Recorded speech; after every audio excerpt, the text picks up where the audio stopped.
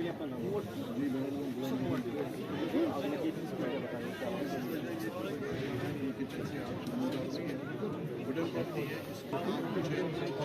जाता है, इसमें काबिज तो अलाई होता है, लेकिन जो यहाँ अभी डैमेज हुए हैं आप मान सकते हो, यहाँ 5 जो जल चुके हैं, जितनी रिहाइश जो हमारी थी 4 पूरी जल चुकी है, सब हो गई है। अगर हम मसलों का ख्याल रखें कि 1 2 3 4 5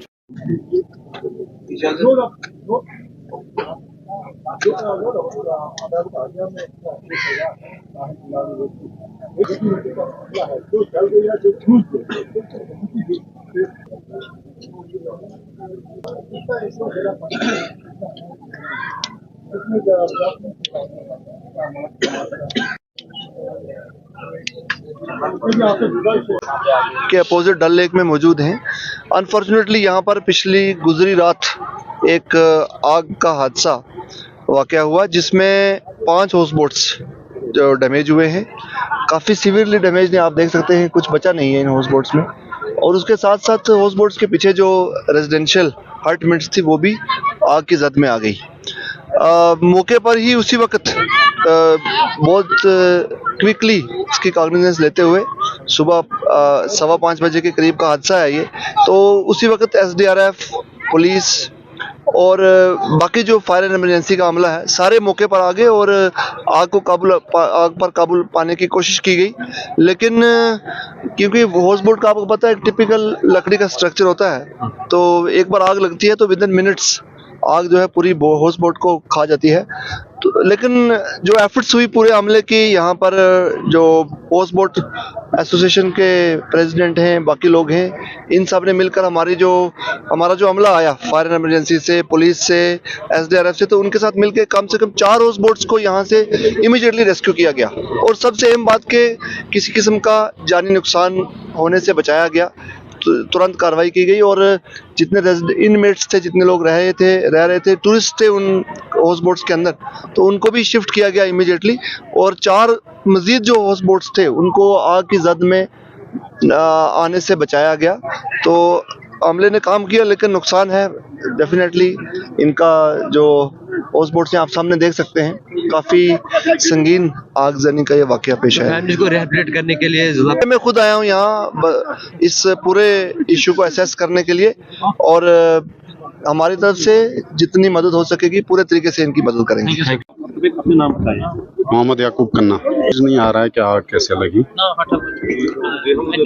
बाकी 3:30 पौने 4 बजे के करीब ये आग नमूदार हुई। हम उठे तो ये बेसिकली सारा लकड़ है तो इसमें समझ नहीं आता है, within 2 minutes, friction of 2 minutes everything was gone.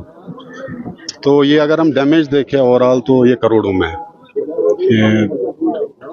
Exact figure नहीं कह सकते हैं, लेकिन अगर हम ऐसे हिसाब लगाए तो करोड़ों में, कुछ कह नहीं सकते हैं। 10-15 करोड़ रुपए का नुकसान है। कितने हाउस बोट?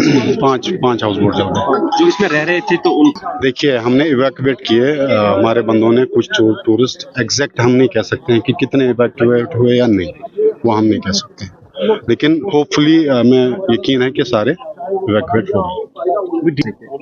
अब देखिए गवर्नमेंट क्या करे, ये तो देखिए तो सब कुछ खत्म हो गया है, आप खुद भी देख सकते हैं, आपके सामने है, कुछ नहीं बचा है, एवरीथिंग इज गॉन, सब कुछ खत्म।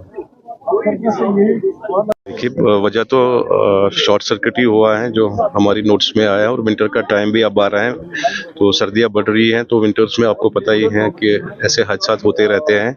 तो ये बदकिस्मती की बात है, बदकिस्मती का आलम है। मेरे को लगता है डल लेक में पहला ऐसा ये गटेड जो इंसिडेंट हुआ है। आप देख सकते हैं कि कितना नुकसान है, करीब 30-35 करोड़ का होगा ही होगा। 4-5 हाउस बोट्स में गटेड हो गए, और जो भी जिनके अपने वो रेजिडेंशियल हट्स थे वो भी हो गई हैं सारी।